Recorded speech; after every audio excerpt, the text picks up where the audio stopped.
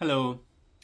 I just finished a 10-day Vipassana course in Budapest, where I am at the moment, and I just wanted to give my thoughts and opinion on what happened, what I thought about Vipassana beforehand, and then what happened during and after.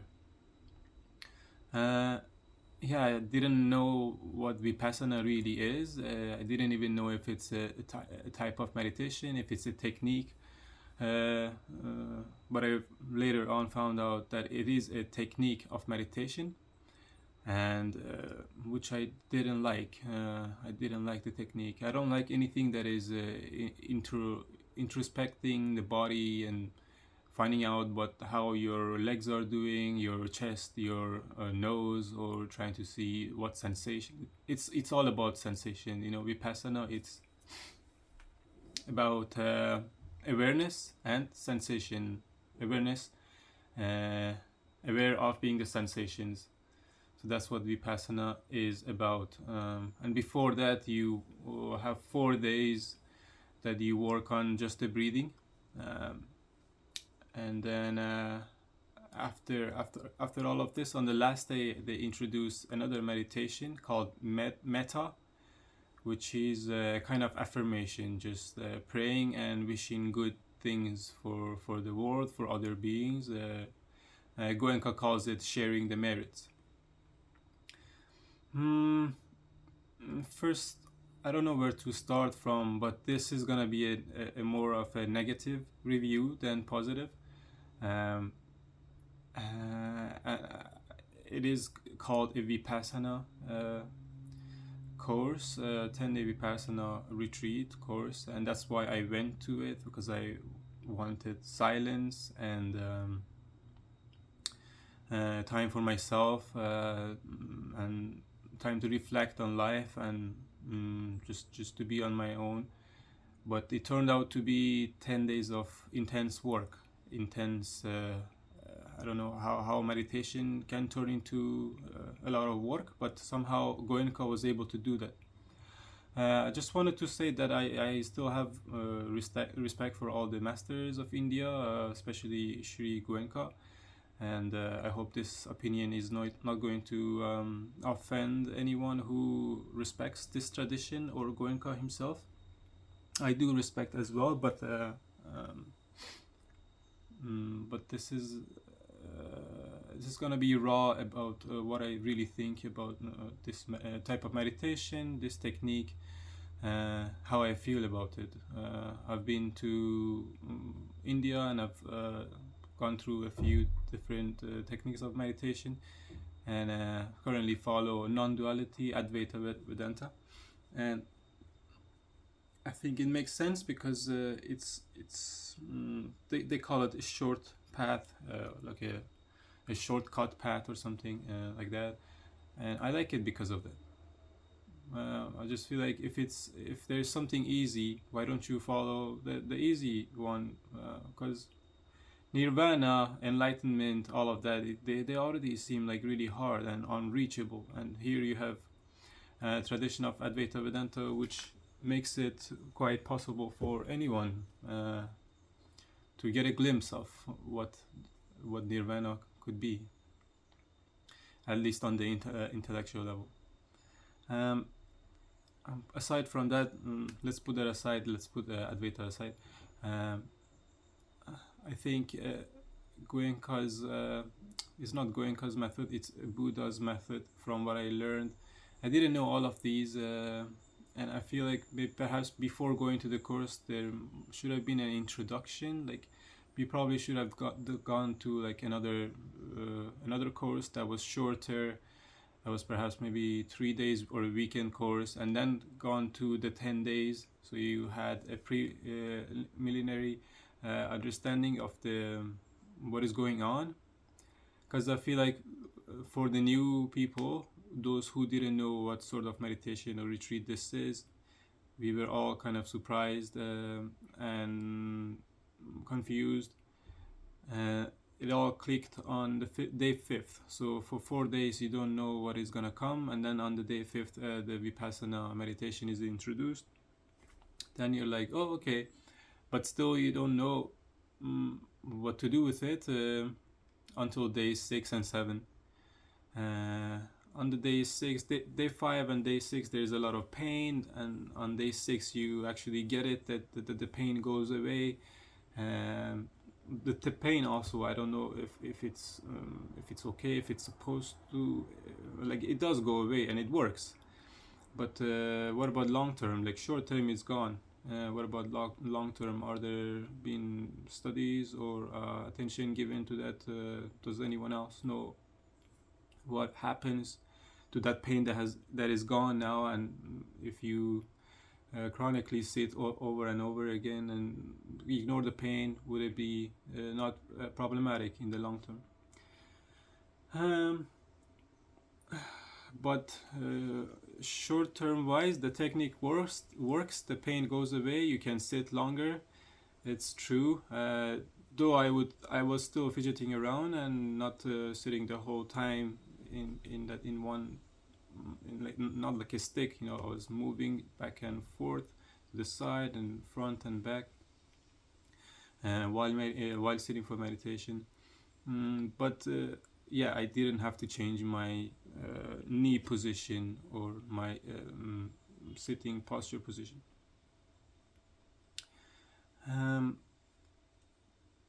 All of that aside, the technique, okay, yeah, it works great. But what I particularly didn't like about the whole thing was the fact that I felt like it lacked some kind of heart, some kind of poetry, music. I don't know, whatever you can add to make it less dry. It was really dry. The whole thing was really dry, and I could feel that many, not all, but perhaps many people who were there didn't really want to be there. They were counting the days. And there was signs around in the compartment that people are counting the days. People would write down the numbers of the days, counting down, not counting up, counting down, as if they want to get out. Very, very much like a prison. It did feel like a prison. And during those days I thought, yeah, I'm gonna do a review, because no one, I've had many friends but that had gone to Vipassana, but no one had talked about the technique, like how Vipassana, what do you do in Vipassana. I don't know why no one spoke to me, so I thought I would do this review to share. Perhaps I should have also checked some videos beforehand before going to Vipassana, but I didn't. I don't know why I didn't do that, because I probably just trusted the friends that I had blindly. And these friends are also they have their good points too. Like they're into this sort of meditation, and perhaps they're in a personality of a people who like challenges. Like they don't want. Maybe if they had something easy type of meditation, they would snooze through it, sleep through it. Didn't like it, but this type of retreat adds a challenge and gets you working, keeps you up on your toes. And I think maybe it's the challenge element that some people are attracted to this. And yeah, wanting to go through it, no matter what happens, no matter how tough it is. You only know it's 10 days, so the prize is nice at the end, that you completed it and you could do it, and perhaps that's what you're thinking when you are there. But I didn't think that is correct. But also for those who are not used to something like this, silence the whole time, not talking to anyone, and intense 11 hours of meditation. Of course, there are ways to skip some of the meditations, go to your compartment in your cells and sleep. But if you don't know, then you just sit. So there's some people didn't know and they thought they had to sit the whole day. And that happened to a few friends that were inside, and my roommate had a lot of trouble. Like He couldn't handle it mentally. He couldn't handle it. It was difficult for him. Also, it's not exactly described how far you can go with attention at attending on the body parts and different body parts. Even if you talk about these things, I mean, for the whole day, it's hard to grasp it. So that's why I think that there must be a course before taking this 10-day course to show you what exactly this is about, and to caution, to prepare you for this course. 10 days is a long time of just silence and introspection and meditation. There is mental, physical pain, and it's not easy. It's not easy.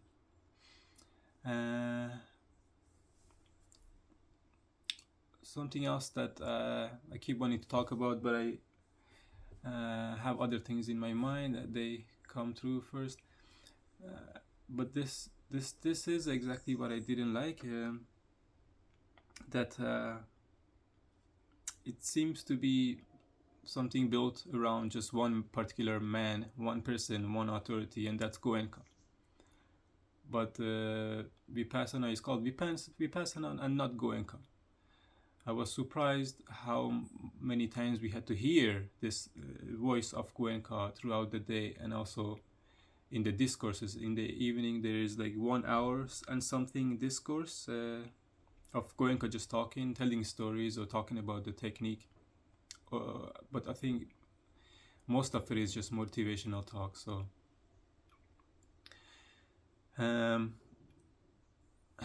yeah, not so much of the technique as well, or not so much talk to prepare you for the technique.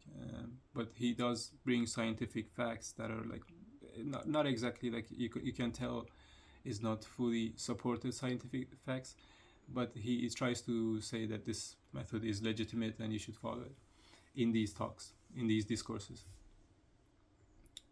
I didn't like it. I didn't like the discourses at all. First of all, because I didn't like to hear this one person, one man over and over again throughout the day, and also in the discourse again.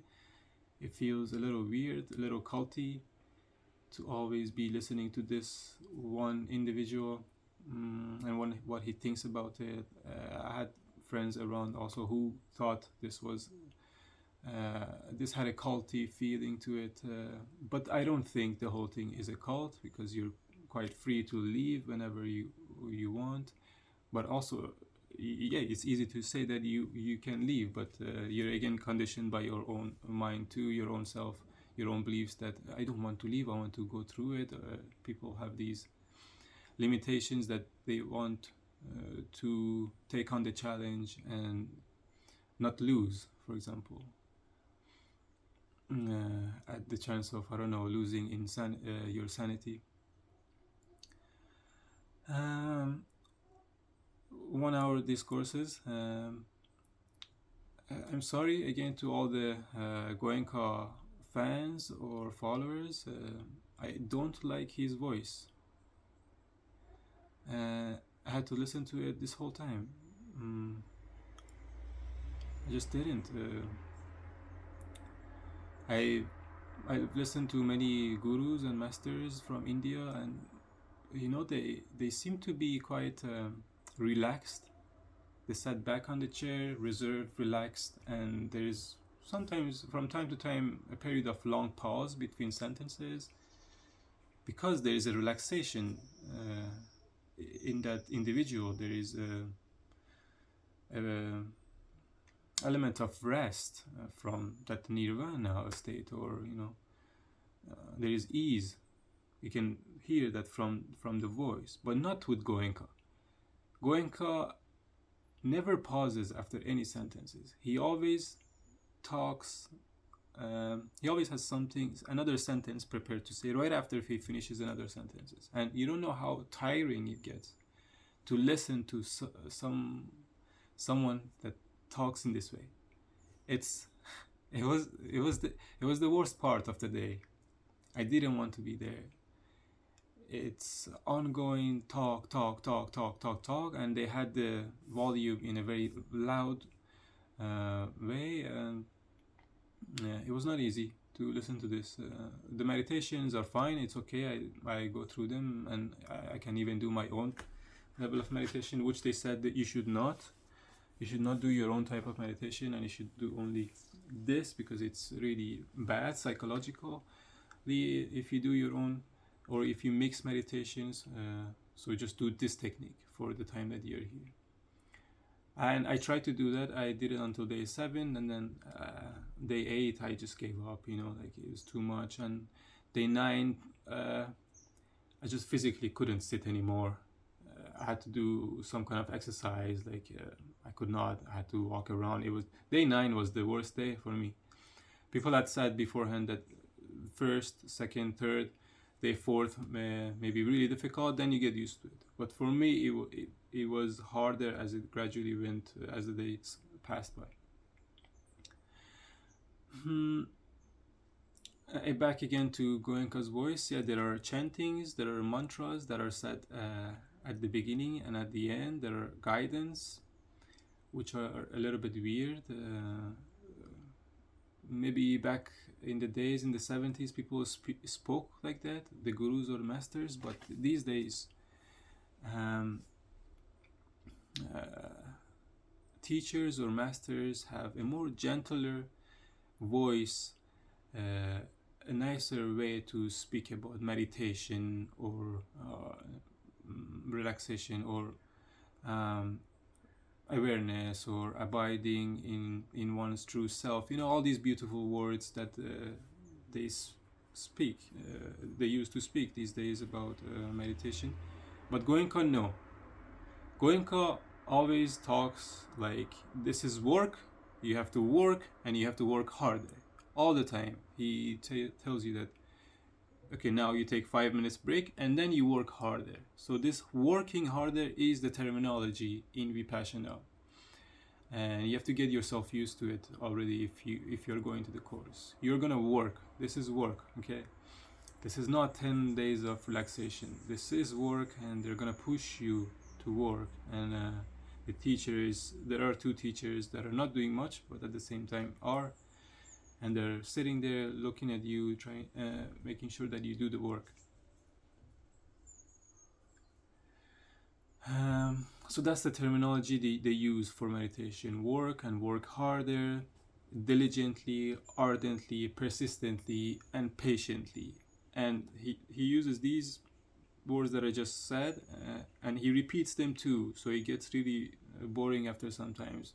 He goes from diligently to ardently to back to diligently again, and then maybe another diligently at he uses to describe what you should do, and maybe there is a purpose for that. I don't know. Like I think the followers of Goenka perhaps have come to a conclusion about that. Why he repeats words like that, one after another. But I don't know, I didn't like the whole style.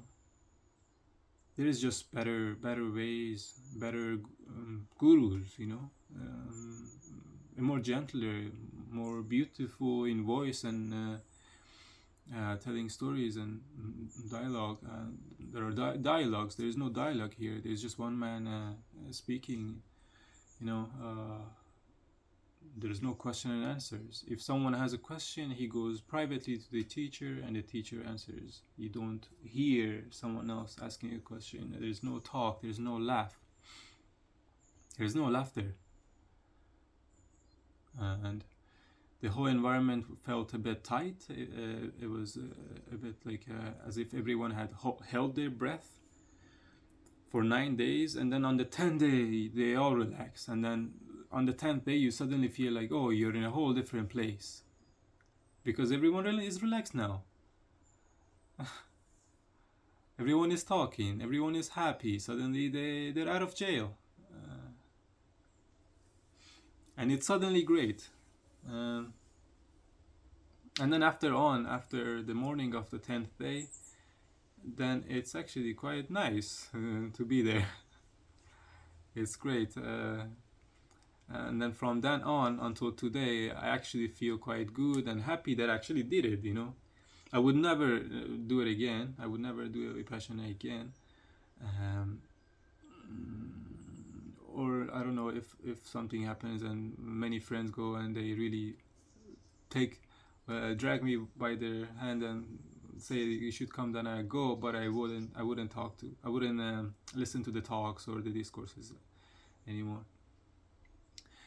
But I don't think that's possible. The discourses are mandatory. You should go to the discourses, and especially if you are a beginner, you're a new student, they call you a new student, not an old student, then you should listen to the discourses because they explain, it's not the best of explanations. Even until the 10th day, I don't think Goenka was successful in explaining the whole thing, but better than nothing, right? To conclude, I just feel like there are better methods of meditation, easier ones, and this seems like I wouldn't say this doesn't work. It does work, but it's a path that is more is more for a monk.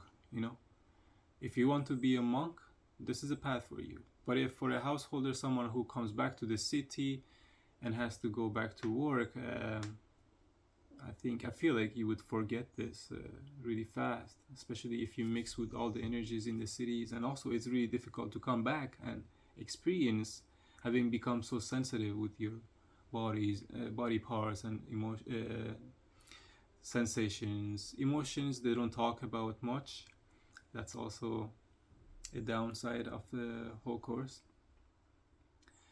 But it's mostly sensations, and these sensations also signal what is happening with the emotional level as well. So when the emotions come, there is a sensation in whatever part. It could be the chest or the knees. You focus on that and then let it go. Don't make an impression. Don't stick to that idea. Just notice it. Don't prolong this, like noticing. Move on from it, and then suddenly the pain goes away, the emotion goes away, and your attention is on the body or the breath. So your attention can be on the body or the breath. It's a good technique, but there are easier techniques to be in the moment, to be here and now, to reach nirvana. I feel like there are easier ones, but this is a good one. But I think it's designated for a monk or a nun. It's a fast way. You can say it's a fast way, but it's not easy for someone who has to come back to the city and deal with work or like other people in a close way.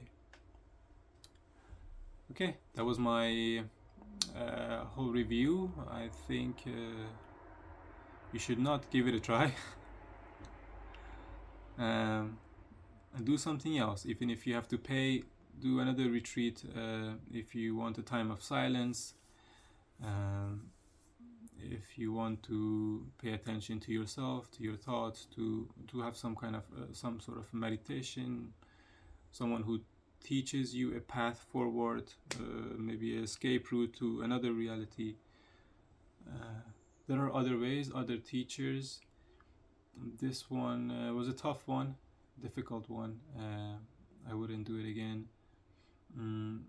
But on some level, I'm happy I did it, and I've met some great people afterwards, of course, from the course itself too. So I'm happy that it happened. But during the course, I was unhappy that people, those who I knew beforehand, had not warned me of how this course is. I'm really grateful for some of the people that I had met in the course, especially the manager of the course, of the male manager. You cannot speak to the female manager. The males only speak to the male manager, and the female speaks to the female manager only. And the two are completely divided, and there is a wall between man and woman, and you see this wall every day, and that itself is like a it's a shock, you know, to see this wall between two types of two genders people. It's not what I like, you know. It's not, I don't like division of any sort, but I understand why it's done. It's like not speaking, you know, that also has its own purpose. mm, but yeah, I think I said it all. If you still want to do it, go ahead, but know what you get yourself into. And there are a lot of people who stick to this and do a second, third, fourth, fifth. The male manager there, he's an amazing guy, and he's been doing this for 25 years. You know, I'm impressed by him, his energy, and his attitude throughout the whole course. So I am grateful to him that he was there, and that he was easy to me and the roommate that I had, because my roommate wasn't having a good time. So the male manager really helped us, him and also me, to be able to help him, save him some food, or try to communicate in this way. There was a coherence. So I'm grateful for that, and all the other people that were there. You could feel that some are serving from the heart. Okay. Good luck.